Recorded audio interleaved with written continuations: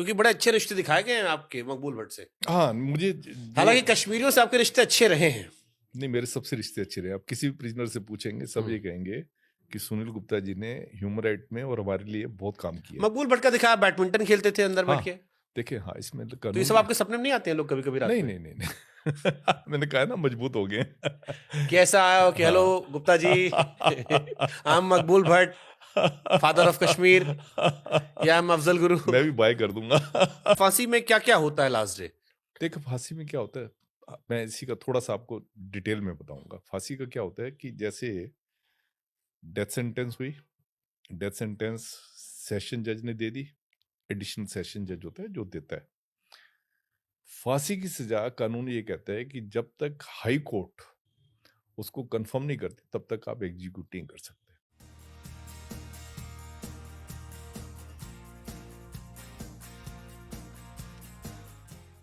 चलो भाई, देखो अब मैं क्या करता हूँ। उसके बाद कानून ये कहता है कि आप उसको जो है सेल में सोलिटरी कन्फाइनमेंट आप रख सकते हो। आपने सोलिटरी कन्फाइनमेंट में रख दिया उनको, सोलिटरी कन्फाइनमेंट में आपने रखा, उसके बाद कानून ये कहता है कि आप उनके पास जो भी फालतू कपड़े हैं या फालतू का सामान है सब निकाल दोगे। इवन बर्तन भी जो है, चाय वगैरह के बर्तन, चाय उसको उसमें प्लास्टिक के मग्गे में देते हैं, और खाना वगैरह भी जो है उसको जैसे ही आप खाना खा लेगा थाली वगैरह वो एकदम आप बाहर निकाल दो। उसको जो आप कपड़े भी दोगे नाड़ा ना उसमें हो उसमें। नाड़ा ना हो, ताकि वो, क्योंकि मैंने देखा, देखो, आप सुसाइड करना इतना आसान होता है। मैंने ऐसे ऐसे सुसाइड देखे, जैसे मैं बैठा हूँ यहाँ पे, पीछे सपोज आयरन ग्रिल है, बस आयरन ग्रिल का जो एक वो ज्वाइंट होता है उससे एक नाड़ा बांधा, अपने गले में किया, क्योंकि वो थोड़ा ऊपर था, मैं नीचे बैठ गया, चला गया। सुसाइड करना बहुत, मैंने बहुत सुसाइड देखे हैं जेल में। तो सुसाइड करना, सुसाइड ना करे इसलिए पूरे स्टेप्स लिए जाते हैं। राउंड दी क्लॉक उसको सर्विलेंस में रखा जाता है। एक हमारा आर्म्ड बंदा होता है जो कि सेल के आगे खड़ा रहता है, पूरी आपके ऊपर वॉच रखता है। उसके बाद कानून ये कहता है कि आप उसको रिलीजियस लिटरेचर जो वो दोगे। मुस्लिम है तो आप कुरान देंगे, क्रिश्चियन है तो बाइबल देंगे, हिंदू है तो गीता देंगे, सिख है तो उनको ग्रंथ देंगे, यही नहीं, अभी और सुनिए। ताकि वो शांति से मर सके। इन बिटवीन आप उसको अपने घर वालों से मिलने के लिए आप पूरा उसको आज़ादी दो। घर वाले उसके, कई बार मैं करतार उजागर के केस में देखता था, पूरे का पूरा गांव मिलने के लिए आ जाता था, हम तब भी मिला देते थे। तो उसके बाद जो है उसमें फिर क्या होता है, जो प्रॉपर्टी वगैरह का आपका होता है, जो आप अपने उसको घरवाली को या बच्चों को बता देते हो कि आप ये इस इसको दे देना। उसके बाद जो है जब वो हो जाता है, मैंने आपको जैसे 15 दिन का टाइम बताया, तो फिर जिस दिन फांसी होनी होती है, फांसी वाले दिन आप उसको नला धुलू के जो भी है, आप मॉर्निंग चाय वगैरह देते हो उसको। उसके बाद जो है उसको काले कपड़े पहना देते हैं। मतलब एक काला, जैसे इनका वारंट होता है वही ब्लैक वारंट होता है, इसमें काले कपड़े इनको पहनाते हैं। तो काले कपड़े पहना के इनको फिर हाथ पीछे से हैंडकफ लगा देते हैं हाथों पे, और फिर इनको चला के ले जाते हैं वहां तक, खूब खूब रोना गाना होता होगा। गैलोस तक। हाँ, नेचुरल ज्यादातर बड़े डिप्रेस होते हैं, गैलोस तक ले जाते हैं। और गैलोस तक ले जाके फिर वहां पे हैंगमैन होता है, वो गैलोस पे खड़ा करके इनके गले में नूज डाल देता है। लीवर खींचा। फिर सुप्रिटेंडेंट के इशारे का होता है, हाँ, लीवर खींचा। वो उससे पहले एक मैजिस्ट्रेट भी होता है, मैजिस्ट्रेट जब लटकाने से पहले पूछता है भाई कोई लास्ट विश। हाँ, कोई नहीं, लास्ट विश नहीं होती, लास्ट विश कुछ नहीं होता। उनका ये होता है लास्ट विश, ये गलत हम समझते हैं। वो होता है कि तुम अपनी प्रॉपर्टी वगैरह, मैजिस्ट्रेट है वहां जा रहा है तो कोई प्रॉपर्टी वगैरह किसी के नाम पे करना चाहते हो, अगर वो कहता है हाँ मैं ये, मेरी ये प्रॉपर्टी है, मूवेबल है, ये इमूवेबल प्रॉपर्टी है, इसके नाम पे कर, तो वो उसको रिकॉर्ड कर लेता है और वो वैलिड होता है। लास्ट विश वाला कॉन्सेप्ट नहीं होता। लास्ट विश वाला कोई कंसेप्ट नहीं है। लास्ट विश वाला कोई कंसेप्ट नहीं, जैसे को कहते हैं ना कि उसने नॉन वेज खाया, ये खाया, वो खाया, ऐसा कोई हाँ। एक आदमी को पता है 1 घंटे बाद मरने जा रहा है तो नॉन वेज या वेज हाँ, वो कोई क्यों कहता है हमको खाएगा। फलानी हीरोइन की पिक्चर देखनी है। तो ऐसा कंसेप्ट नहीं, वो खाली प्रॉपर्टी का तो होता ये है। फर्जीवाड़ा सब है लास्ट विश वाली कहानी। हाँ, ये सारा फर्जीवाड़ा है। उसके बाद जब उसको फांसी लग गई, अब कानून ये कहता है, हमारे टाइम पे ये कानून नहीं होता था, अब कानून ये कहता है कि जैसे आपने फांसी लगा दी, 2 घंटे बाद डॉक्टर जो है अनाउंस करेगा कि life is extinct. When he will announce this, thereafter you will send the body for the postmortem. अब पहले नहीं होता था, अब बॉडी पोस्टमार्टम के लिए जाएगी. वो ये देखने के लिए कि the execution was carried as per the provisions of the jail manual. वो कहते हैं किसी को लास्ट भी उसकी टाइम है, एज पर रूल्स आपको सारा करना चाहिए. लेकिन मकबूल भट्ट में जब ये हुआ तो आप लोगों ने देखा एक सीन दिखाया गया कि फिनरल जो था वो मुस्लिम रीति रिवाज से किया गया और शायद वो पहली बार ऐसा हुआ था. नहीं ऐसा होता है. फ्यूनरल हर एक का जो है उसके रीति रिवाज से किया जाता है. मतलब इस चीज को बहुत ज्यादा ध्यान रखा जाता है. हमारा रूल्स भी कहते हैं इस चीज का कि जिस धर्म का है वो उस धर्म के उसकी बॉडी कश्मीर नहीं भेजी गई थी.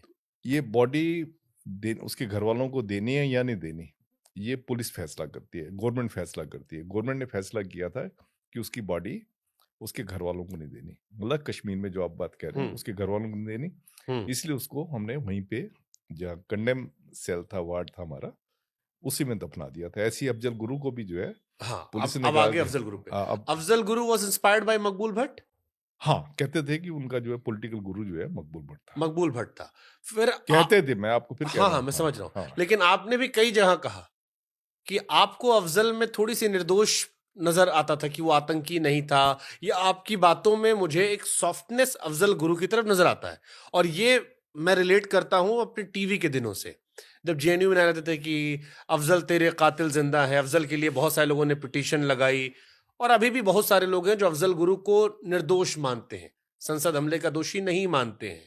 आप अफजल के टुवर्ड इतने सॉफ्ट क्यों थे? आप अफजल को लेकर रो क्यों रहे थे? क्योंकि देश में एक बड़ा सेंटिमेंट है जो अफजल को आतंकी मानता है और वो आपको भी इसके लिए देशद्रोही कह सकता है. बिल्कुल कह सकते हैं. देखिए क्या था कि मैं अफजल को दोषी या निर्दोषी कहने वाला मैं कुछ होता नहीं था. मैं लास्ट का जो दिन था वो मैंने उसके साथ गुताया, कुछ एक घंटे ही उसके साथ बिताए थे. जो उसने मुझे बताया, उसने सबको, सुप्रीम जेल भी थे और भी थे, उसने बताया कि वो आतंकी नहीं है. कहते हैं हालांकि मैं आपको बता रहा हूँ, बताने का मुझे कोई फायदा नहीं है, पर मैं आपको आखिरी अपनी वो बता रहा हूँ कि मैं आतंकी नहीं हूँ. मैं इस टाइम हमारा गला हुआ सिस्टम है, करप्शन है, इसके खिलाफ था. आप मेरा रिकॉर्ड देख लो. मैं PUCL में एक PUCL NGO है, मैं बड़ा एक्टिव था. वो करप्शन के खिलाफ मैंने काफी ज्यादा काम किया है, आप देख लो. और अगर मैं टेररिस्ट होता, जो बात मुझे अपील की, तो मैं अपने बच्चे को MBBS करवाता. ये मैंने सुना आपने जो स्टेटमेंट, मैं आपका वर्ड कोट करता हूं, जो आपने कहीं कहा था कि उसने मुझे कहा कि मैं आतंकी नहीं हूं, अगर मैं होता तो बच्चे को डॉक्टर नहीं बनाता.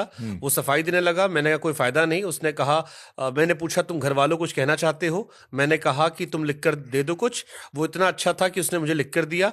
अपनी पत्नी को लिखा कि अब जो कुछ होगा भगवान की मर्जी है, मैं जा रहा हूं, आप बेटे की पढ़ाई पूरी करना, सबको कहना वहां शांति बनाए रखें. उसने मुझसे कहा कि चाहता हूं जब फांसी दी जाए तो आप मुझे देखते रहें, आपकी आंखों में दया नजर आती है. अब ये बहुत सॉफ्टनेस आपकी अफजल गुरु तो नजर आ रही है. जब भी किसी को आप लटकाने जा रहे हो तो सॉफ्टनेस आपकी हमेशा होती है. हाँ, बट चाहे रंगा बिला भी है, आपकी सॉफ्टनेस. कोर्ट ने उसे आतंकी माना था. और जैसे लादेन को मैं पढ़ता हूँ, लादेन भी पढ़ा लिखा था, तो पढ़ाई का आतंकवाद से पैमाना कैसे हो सकता है? मैंने आपको बताया, जो जेलर का और जो प्रिजनर का रिश्ता होता है, गेस्ट और होस्ट का होता है. ठीक है. जब आपका गेस्ट और मैं बताऊं, ज्यादातर जो हमारे प्रिजनर होते हैं, मैंने आपको बताया, प्रिजनर अगर हमारी हेल्प ना करें तो हम जेल नहीं चला सकते. ज्यादातर प्रिजनर होते हैं, कई होते हैं बड़े बड़े हीनियस ऑफेंस में आए होते हैं. हमारा लॉ ये कहता है कि आप उसके ऑफेंस की तरफ नहीं देखोगे. गांधी जी ने भी कहा था, hate the crime, hate the sin, not the sinner.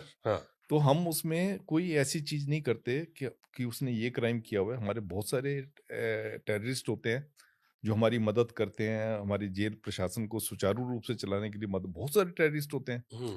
तो हम उसमें उसका वो क्राइम नहीं देखते, खाली सेफ्टी रीजन से देखते हैं क्राइम की. अगर उसका ऐसा क्राइम, ये सवाल मैं फिर पूछता हूँ दोबारा से, एक नए से फ्रेम का. मैंने एक पॉडकास्ट किया देश के पूर्व गृह मंत्री सुशील कुमार शिंदे जी का. मैंने उनसे भी ब्लंटली पूछा. तो मैंने उनसे पूछा, मैंने कहा अफजल गुरु आतंकी था? उन्होंने कहा कि देश की अदालत ने जो फैसला लिया मैं उससे एग्जीक्यूट करा था. तो मैंने कहा देश की अदालत ने आतंकी माने किया, क्या वो आतंकी था? उन्होंने कहा मेरे मुंह से क्यों कहलवा रहे हो? मैंने सरकारी आदेश का पालन किया.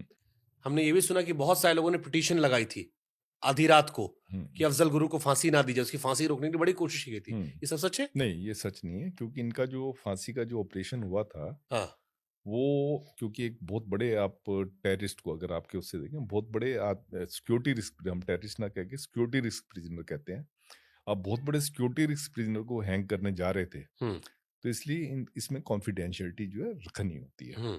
तो इसमें इतनी कॉन्फिडेंशियलिटी थी कि बाहर किसी को पता ही नहीं तो लगा बाहर कि जो इनको, लोग हंगामा कर रहे थे साइमन, नहीं नहीं किसी को नहीं पता था कि इनको फांसी जो है लगने जा रही है। वो तो आपका अपना अनुभव। कोर्ट का तो तभी मतलब इनका जो है जब इनको फांसी लग गई हम्म, तो होम मिनिस्टर शिंदे साहब ने वहां पे एक प्रेस कॉन्फ्रेंस बुलाई जिसमें उन्होंने कहा था कि हमने उसको फांसी पे लटका दिया। हम्म, प्रेस वालों को, आम पब्लिक को तभी पता लगा कि वो फांसी लगी। फांसी के जितने भी हमारे ऑपरेशन होते हैं हम्म। बड़े ही सीक्रेट तरीके से होते हैं और सीक्रेट तरीके से ही अफजल को फांसी दी और गई।